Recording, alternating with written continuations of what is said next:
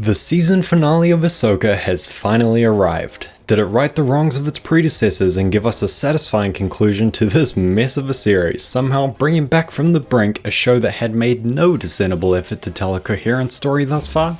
Spoilers, it did not. Episode 8 of Ahsoka starts with the universe-breaking nonsense that bothers me personally quite immensely. Night Sister Wizardry BS. I've talked about this before, but the inclusion of witchcraft in Star Wars undermines the abstract and mystical nature of the Force. Not only that, but it crosses the border from sci-fi into fantasy in a way that feels almost disrespectful? Is that melodramatic? Probably, but I can't be the only one who feels like this. We don't need magic in Star Wars. This is wrong, and you know it. Skipping ahead though, we get our first attempt at character development for Ezra in this show. Although self-indulgent and probably only in the show as an excuse to bring up Kanan, I like the scene where Ezra talks to Hu Yang. It's a quieter moment that handles nostalgia in the right way. Plus, a Jedi building his lightsaber is always a cute scene, even I'm not immune to that. Unfortunately, we aren't allowed to dwell on it for long as Ahsoka finally brings up the fact that Sabine risked the fate of the entire galaxy for a road trip to go see her boyfriend. The decision itself isn't something that feels out of place. In fact, no, I think it's perfectly in line with Sabine's terrible, self-centered character.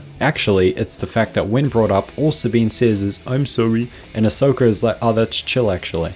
Huh? She goes even further and starts to empathize with Sabine. Meanwhile, Thrawn is literally preparing to go invade the galaxy with an army of undead stormtroopers. Yep, you're good Sabine, just misunderstood, don't even worry about it. By the way, is the return of Thrawn going to lead to the creation of the First Order? How funny would it be if Star Wars Rebels was inadvertently the reason the sequels happened? I want to see how the nerds are going to reconcile that in their Rey-hating brains. I had a bunch of people come at me for saying Thrawn's plan made no sense in the last episode, how he called a bunch of stormtroopers and ships that were pursuing the heroes off for no reason at all. People's justification for that was, he's actually super smart and doesn't need them dead for his plan to work. Well, I guess he changed his mind because now he's sending 2 TIE fighters after them for whatever reason. Do you want them dead or not? Make up your mind? And if you do want them dead, what happened to like the 10 ships you had in episode 7? Wait, did you only send 2 because it's just enough for Sabine to do this BS? Which she survives, by the way. Then we cut to Thrawn saying this is all part of his master plan, of course. He somehow correctly assumes that the ship would be damaged and then proceeds with a ground assault. But if that was always an option, why not send both at the same time? I'm gonna have an aneurysm trying to apply logic to Dave Filoni's writing. This is like watching someone lose an argument and then retrospectively come up with a brilliant comeback, then gaslighting themselves into thinking they actually said it during the fight. Thrawn still lost, but in his head he thinks he's really smart. The raid on Thrawn's base has Sabine, Ahsoka, and Ezra fighting side by side, and it's now more clear than ever how embarrassingly slow Rosario is. All of her movements look clunky and sluggish. My personal gripes with this portrayal aside, wouldn't the first thing you look for in an actor playing a Jedi be someone who is, you know, physically fit for the role? We then get a scene with literal necromancy.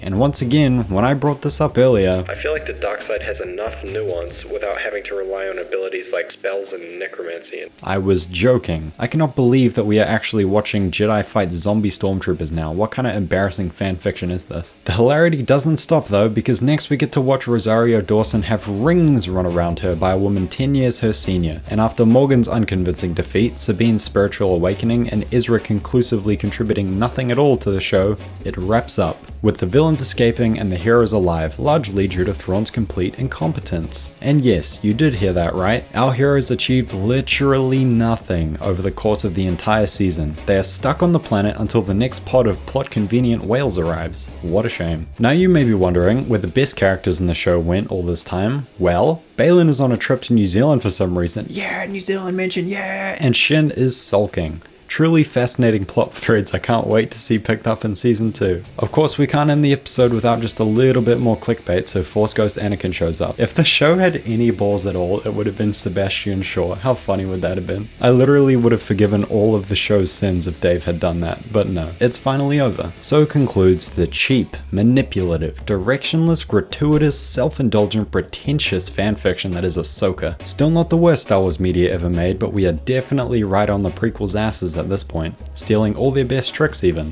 I definitely can wait for season 2 of Ahsoka. Feel free to shout at me in the comments, I read those. I'll see you on the next one. Goodbye.